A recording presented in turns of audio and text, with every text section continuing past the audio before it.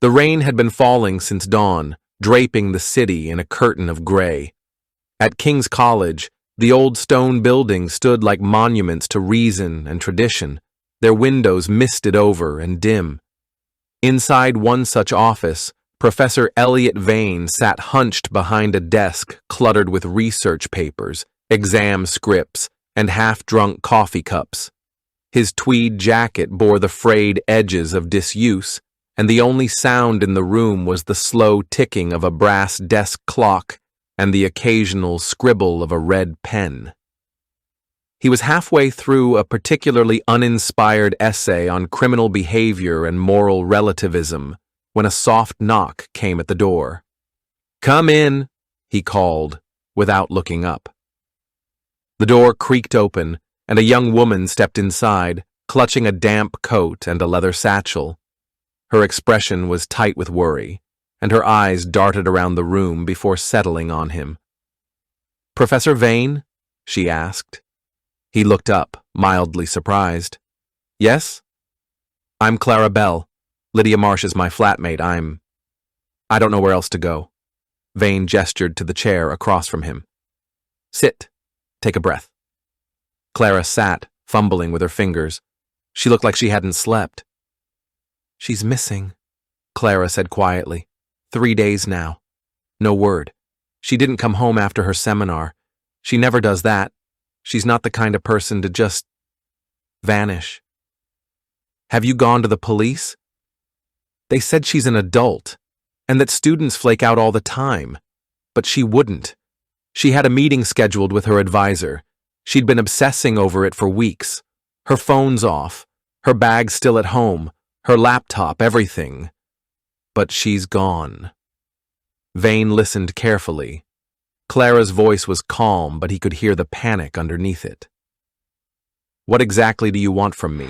he asked. "I don't know. But people say you solve things, that you look into things others ignore. You teach criminology. You've helped students before." Vane leaned back in his chair, studying her face. She wasn't hysterical. She wasn't being dramatic. She was afraid, and more importantly, certain. "All right," he said at last.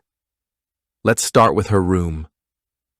Clara exhaled, relief washing over her expression like the rain outside the window. And without saying another word, they both stood and left, disappearing into the gray mist of the college corridor. Clara's apartment was only a 10-minute walk from the college, tucked away in a narrow side street where the buildings leaned into one another like old friends sharing secrets. The rain had slowed to a steady drizzle by the time they arrived, but the sky hung heavy and low, casting everything in a muted, washed-out palette. Inside, the flat smelled faintly of jasmine tea and laundry detergent. It was small but neatly kept, 2 bedrooms, a narrow kitchen, and a living space filled with mismatched furniture and overflowing bookshelves. Clara led him straight to Lydia's room and paused at the threshold before gently pushing the door open. It was quiet. Too quiet. The room was pristine, unnervingly so. The bed was made, not a single wrinkle in the duvet. The curtains were drawn tight, blocking the outside world. A desk sat by the window, lined with color-coded notebooks, a tidy stack of psychology texts, and a silver laptop, closed and undisturbed. On the desk, next to a lamp and a highlighter, sat a cup of tea, cold, half-drunk, with a faint skin forming on top. Vane walked slowly around the room, scanning the space not for what was there, but for what wasn't. "She didn't take her laptop?" he asked. Clara shook her head. "Or her backpack, or her phone. All still here." He crouched by the desk, noticing a faint ring from the teacup, the kind that comes when something's been sitting for hours. He lifted the lid of the laptop, logged in, untouched for days. No recent searches, no goodbye note. He looked at the spines of the books. One textbook lay open, The Psychology of Influence and Suggestion, He flipped through it. Tucked between 2 pages was a piece of paper, folded twice. He opened it. It was a single sentence, handwritten in a rushed, shaky scrawl. He knows. Vane's eyes narrowed. He turned toward the wall above the bed, where framed photographs hung in a neat grid. Except there was one conspicuous absence. A square of unfaded paint marked where a frame had once been, recently removed. What was there? He asked. A photo of her and her brother. She kept it since he died, Clara said softly. She never took it down. Vane said nothing, but the pieces were beginning to shift in his mind. A missing photo, a cryptic note, no signs of struggle, no broken locks, no forced entry. Everything was intact, except for Lydia herself. He moved to the door and glanced back at the room one more time. It was too clean, too perfect, the kind of space someone leaves behind when they want it to look like they were never there to begin with. She didn't run, he said at last. Someone wanted it to look like she did. The psychology lecture hall at King's College was a steep, echoing chamber. High ceilings, tiered wooden benches, and a single spotlight aimed at the lectern below. Professor Elliot Vane took a seat near the back, arms folded, eyes scanning the faces of eager students chatting in hushed tones. They weren't here for just any guest speaker. They were here for Dr. Miles Fenwick, the famed, and some whispered, infamous, visiting scholar from the University of Greystone. His work on experimental fear conditioning and cognitive distortion had drawn both praise and outrage. The room dimmed as the man himself stepped forward. Fenwick was tall, angular, and impeccably dressed in a dark suit with a subtle, snake-like pattern in the tie. He smiled as he approached the lectern, not warm, but theatrical, as if he enjoyed the tension that followed him into every room. "Ladies and gentlemen," he began, voice low and magnetic, "you're all here to study the mind, but most of you misunderstand what that means. You think cognition is logic, reason, memory. It's not. The mind, at its core, is a theater of fear." A murmur spread through the room. What you remember is shaped by fear. What you trust is ruled by fear. And most interesting of all, he said, pausing with a slow smile, what you forget is often what you fear the most. He began pacing slowly. Imagine disappearing without ever leaving. Imagine still being seen, attending class, answering emails, walking across campus, yet no one remembers your name. No one recalls you were ever there. His eyes flicked briefly toward a group of students in the 3rd row. Some of you know Lydia Marsh, yes? A bright student. Gifted, though. A little fragile. Easily overwhelmed. Vane straightened in his seat. She was working on a thesis about how isolation changes identity. A fascinating question. How long until your mind stops recognizing itself when it has no one to mirror it back? Would you still be you if no one else believed in your existence? The lecture was brilliant, chilling.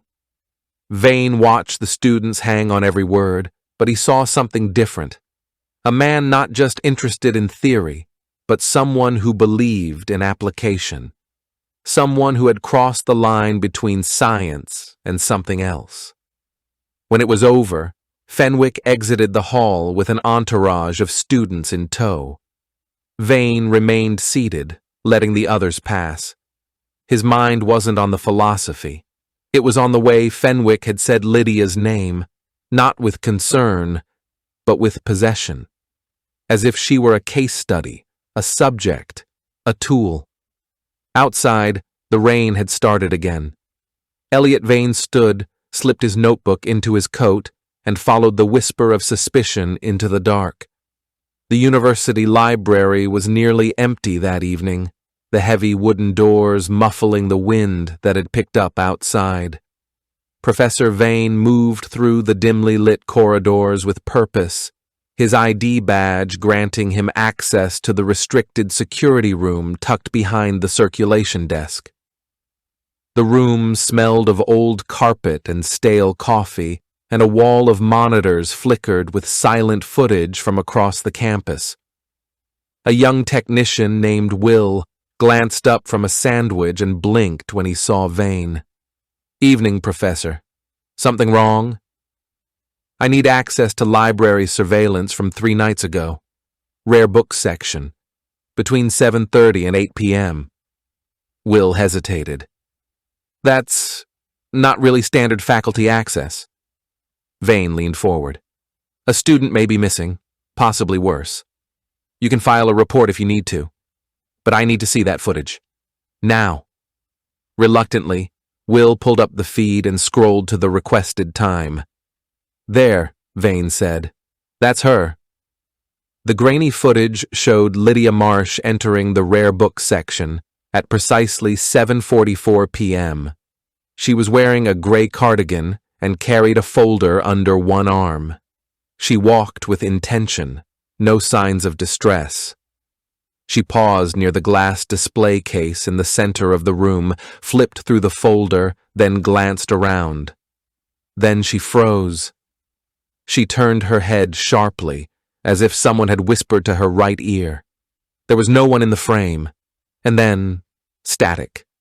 12 seconds of snow and digital flicker. When the image returned, Lydia was gone. Vane leaned in. "Rewind it." Will scrubbed back. The same sequence played again. Lydia enters, pauses, turns sharply. Then the screen glitched. A perfect slice in the timeline. "What caused that?" Vane asked. Will frowned. "Could be anything. Camera error, system reset. Happens sometimes in older wings." Vane didn't buy it. The rest of the night's footage played smoothly. No other glitches, no interruptions. Just that single surgical slice of static. "There are no other cameras in that section?" "Just that one. It's a blind corner. Low traffic." Vane stared at the screen. Lydia Marsh had entered the rare books room and never walked out.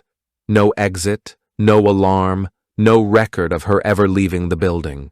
It was as if she had vanished into the air itself, except he knew better. Someone had made her vanish, and done so precisely, purposefully, with just enough digital dust to suggest coincidence. He stood, thanked Will, and stepped out into the quiet halls once more. Behind him, the monitor showed the rare books room again, now empty, the fluorescent light flickering slightly at the edges. Somewhere, he was sure, Lydia was still close by, just hidden. The evening had deepened, and the rain continued to beat against the windows of the psychology department as Vane stood in the corridor, his mind racing. The glitch in the footage was too precise. Lydia had been there, and then nothing. Just static. It made no sense. He needed more answers, and he knew where to look. He headed downstairs toward the older wing of the building where few faculty ventured. This section hadn't been renovated in decades. It was quiet, almost forgotten, the perfect place for secrets to hide.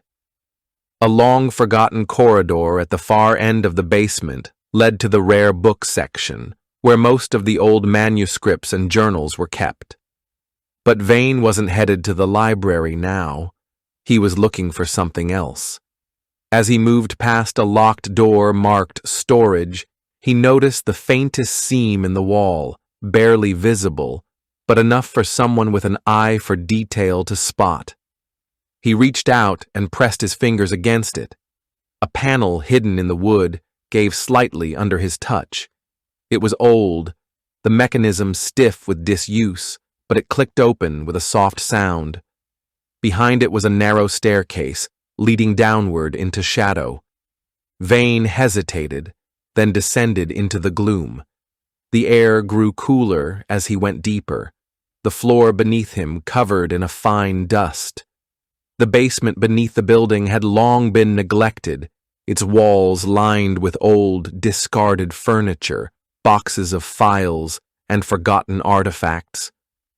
But it wasn't the clutter that caught Vane's attention. It was the faint glow of a light coming from deeper within the sub-basement.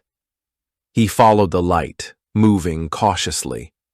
The space ahead opened up into a hidden chamber, its walls lined with shelves that had been cleared of anything but a few old wooden chairs and tables. There, in the center of the room, stood a solitary desk, an industrial lamp casting harsh shadows over a surface that had clearly been used recently. On the desk was something that stopped Vane cold. A journal. Its leather cover was worn, its pages yellowed with age, but it wasn't the journal that caught his attention. It was the large, prominent name written in bold black ink across the first page. Lydia Marsh. He picked it up carefully, flipping through the pages. The writing was clear, but frantic, Lydia's handwriting unmistakable. She had written about isolation, about fear, about her growing sense that something was wrong. She described a meeting with a professor, someone who had promised her a new perspective on her research, someone who had offered her the chance to push the boundaries of what she knew. The further Vane read, the more it became apparent that Lydia had been slowly drawn into an experiment, one she hadn't fully understood when she agreed to it. The last entry sent a chill down his spine. He said fear is the purest mirror. I thought it was theory, but he's testing us. He's watching. Vane closed the journal with a quiet snap, his heart hammering in his chest. He looked around the room. It was sterile, too clean for a forgotten storage area. The shelves were bare, save for a few other odd objects, but one thing stood out. A book, its spine barely visible behind the journal. He pulled it out, recognizing it immediately. The Psychology of Sensory Deprivation. The book was well thumbed, its cover cracked from years of use. He flipped through it, skimming the contents. It was full of notes in the margins, scribbles, and underlined passages. As he turned the page, a loose piece of paper fell to the floor. He picked it up. It was a note, hastily written, that seemed to belong to someone else entirely. Subject has agreed to the immersion. No escape, no contact. Begin immediately. Vane felt his stomach twist. The note wasn't from Lydia, but it was clear now. Someone had been using her, pushing her into an experiment of isolation. But why? The answer hit him with a sudden, horrifying clarity. The person who had been watching Lydia wasn't just a researcher, he was a manipulator. And the experiment wasn't just academic. It was a test of how far a person could be pushed before they lost themselves completely. And the man conducting it was none other than Dr. Miles Fenwick. Vane stood there for a long moment, the weight of the discovery pressing down on him. Lydia wasn't just missing. She had been chosen, drawn into something far more sinister than she'd ever realized. The question now was, where had Fenwick taken her? Night falls. The halls of the university are nearly empty. Vane finds Dr. Fenwick in a seminar room preparing notes for a lecture. Vane confronts him directly, laying out what he's found. Fenwick listens calmly, then smiles. I gave her the option, he says. She chose immersion. No one forced her. His words are chilling, legal perhaps, but immoral. He's convinced of his own brilliance and unrepentant. Vane calls campus security. By the time they arrive, Fenwick is gone. Following a trail from Lydia's notes and Fenwick's research, Vane and Clara find a restricted staircase in the psychology department leading to the sub-basement, where forgotten experimental chambers once operated. One door is locked from the outside. Inside, they find Lydia. She's weak, dehydrated, but conscious, lying inside a padded, soundproof isolation chamber with dim light. Fenwick had led her into a psychological experiment, convincing her it was research. He never told anyone. He never intended to monitor her. Lydia is rescued. Emergency services arrive. The university tries to contain the fallout. Weeks later, life resumes. Lydia is recovering and working on a new thesis about psychological abuse in academia. Clara transfers to another department. The incident is hushed up. Dr. Fenwick disappears. No trace. One morning, Professor Vane finds a plain white postcard on his desk. No return address, no name. Just 4 words, typed, "You saw too much." Vane quietly adds the Lydia Marsh file to a thick locked drawer in his home office, alongside case files with titles like The Chapel Door Riddle and The 13th Elevator. This one he labels A Study in Vanishing, Case Closed, Unofficial. He shuts the drawer, already hearing footsteps in another hallway of mystery. Thanks for watching. If you enjoyed this video, hit that like button, subscribe, and ring the bell for more. Let me know your thoughts in the comments. I'd love to hear from you.